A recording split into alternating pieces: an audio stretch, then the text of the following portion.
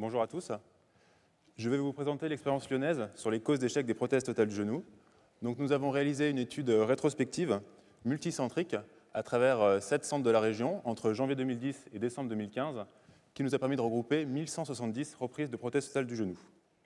Nous avons choisi de classer ces reprises en 9 étiologies que vous pouvez retrouver listées ici et que nous allons revoir en détail juste après. Donc, voici la répartition de toutes les étiologies. On voit que les reprises des prothèses totales de genou pour sepsis sont la première cause d'échec des prothèses, environ 30% des indications. Puis vient les reprises pour décèlement aseptique, 17%, les reprises pour raideur, 15%. En quatrième étiologie, les reprises pour une pathologie touchant l'appareil extenseur et les reprises pour douleur en cinquième étiologie. Nous avons ensuite des causes moins importantes, comme les reprises pour laxité, les reprises pour fracture périprothétique fémorale et tibiale et les reprises pour hémarthrose. Et là, en noir, ce que vous voyez, c'est les reprises pour allergie qui sont très minoritaires dans notre série et qui concernent moins de 1% des indications de reprise. Donc au final, dans cette série, 5 étiologies sont responsables de presque 90% des causes d'échec de prothèses totales du genou. La population de cette série était essentiellement féminine, avec 2/3 de femmes. L'âge moyen était de 69 ans, et nous avons observé 2 tendances. C'est que les reprises pour raideur et pour allergie concernaient les patients les plus jeunes, 64 ans d'âge en moyenne, et que les reprises pour fracture périprothétique concernaient les patients les plus âgés, 74 ans d'âge en moyenne. Vous avez ici le listing de toutes les interventions qui ont été réalisées lors des reprises. Et on voit que 4 gestes représentent à eux seuls près de 90% des interventions. Les reprises par changement prothétique, plus de la moitié des gestes. Les reprises pour lavage. Les reprises avec des gestes isolés sur l'appareil extenseur. Et les gestes de libération pour raideur. Nous nous sommes aussi intéressés aux échecs de nos reprises. Il y avait 16% de réintervention après la reprise, c'est-à-dire qu'il y avait une complication qui nécessitait une nouvelle reprise. Ces complications étaient précoces. Pour 75% d'entre elles, elles survenaient dans la première année. Et vous avez ici les étiologies des échecs des reprises. Et on voit que les échecs sont surtout dus à la survenue d'un sepsis qui explique près de la moitié de ces nouvelles interventions. Nous allons voir maintenant chaque étiologie les unes après les autres en regardant leurs caractéristiques épidémiologiques, les interventions réalisées et les causes de leurs échecs. Le sepsis, comme on l'a vu, il s'agit de la première cause d'échec des prothèses totales de genou, 30% des indications de reprise. Il faut quand même mentionner qu'un des centres de cette étude est centre référence des infections ostéo-articulaires, ce qui peut majorer un petit peu la proportion de cette population. Cependant, les hommes et les femmes étaient atteints équivalents par les infections. Dans 50% des cas, c'était un changement prothétique qui était réalisé, surtout en 2 temps. Nous avions 35% de sepsis aigu, que l'on a défini par un délai de survenue inférieur à 45 jours par rapport à l'intervention précédente, et ils ont bénéficié en majorité d'arthrotomie lavage. Les sepsis chroniques représentent une proportion de 65% et ont été traités par changement prothétique dans 80% des cas.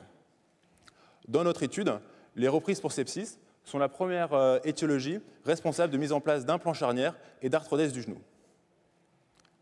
Sur cette diapositive, vous voyez les échecs des reprises pour sepsis. Il y avait 22% de réintervention lorsqu'on avait fait une reprise pour sepsis. Ces complications étaient surtout précoces, dans 80% des cas lors de la première année. Et lorsqu'on regarde les étiologies des complications, on voit que c'est surtout lié à la récidive du sepsis, qui survenait dans 75% des cas.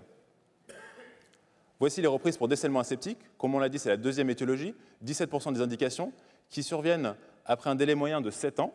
C'était des décèlements qui étaient surtout tibiales dans 45% des cas, mais aussi bipolaires dans 28% des cas, ou fémorales dans 27% des cas. Un changement prothétique avait été réalisé en un temps dans 95% des cas, avec mise en place surtout de prothèses de première intention ou de révision CCK. Voici les échecs des reprises pour décèlement aseptique. Une reprise était nécessaire dans 13% des cas et était surtout liée à la survenue d'un sepsis ou alors d'une pathologie touchant l'appareil extenseur. Voici les reprises pour raideur. Comme on l'a vu, c'est la troisième cause d'échec de prothèse totale de genou, 15% des indications qui touchent les patients les plus jeunes de cette série, 64 ans d'âge en moyenne. Dans 75% des cas, c'était des mobilisations sous anesthésie générale qui avaient été faites, mais aussi des gestes de libération comme des arthrolyses arthroscopiques ou des arthrolyses à ciel ouvert. Dans 25% des cas, c'était des changements prothétiques qui avaient été faits, surtout en un temps, avec mise en place d'une prothèse de première intention dans plus de 40% des cas. Voici les échecs des reprises pour raideur. Une nouvelle intervention survenait dans 16% des cas. Et lorsqu'on regarde les étiologies, on se rend compte qu'en fait, il s'agissait d'une récidive de la raideur qui était responsable de 70% des complications. Voici les reprises pour pathologie touchant l'appareil extenseur, c'est-à-dire lorsqu'il y avait une atteinte du ligament patellaire, du tendon rotulien, de la patella ou de la tuberosité tibiale antérieure. Vous avez ici les indications plus précises de ce groupe. Il s'agit certes d'un groupe hétérogène, mais qui était plus facile pour faire l'analyse globale de cette série.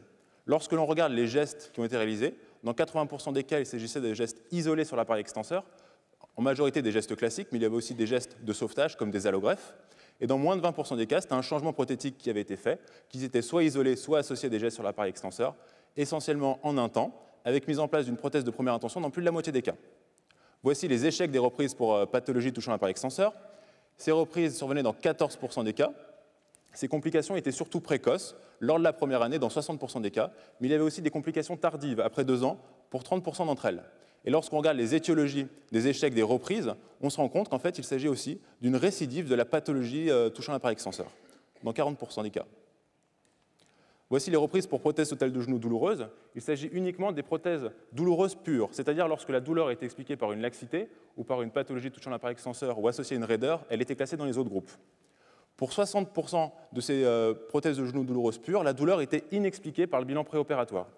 Et dans 40% des cas, le bilan préopératoire avait permis d'expliquer ces douleurs, soit essentiellement par des surdimensionnements prothétiques, mais aussi par des conflits avec les parties molles, une malposition des implants, un Klink syndrome ou d'autres étiologies comme des synovites, des calcifications et des corps étrangers.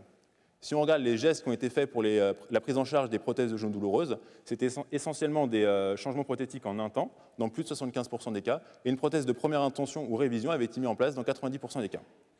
Voici les échecs des révisions pour prothèses totales de genoux douloureuses. Une nouvelle intervention était nécessaire dans 13% des cas, surtout due à la survenue d'une pathologie touchant l'appareil extenseur, mais aussi à la récidive de la douleur.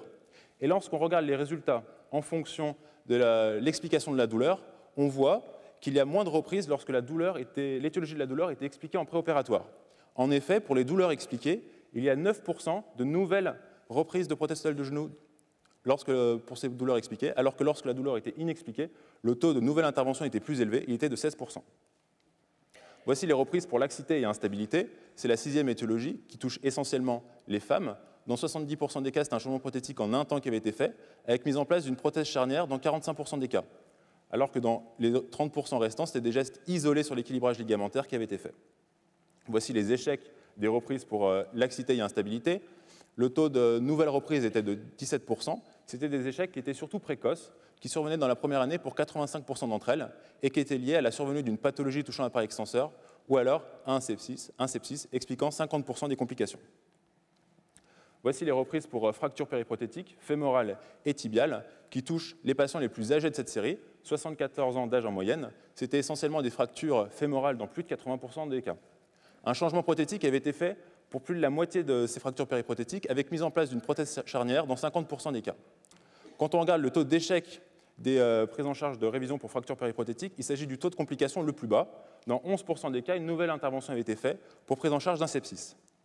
Il faut quand même préciser que certains centres de l'étude n'ont pas d'activité traumatologique et il est possible aussi que cette population soit légèrement sous-estimée.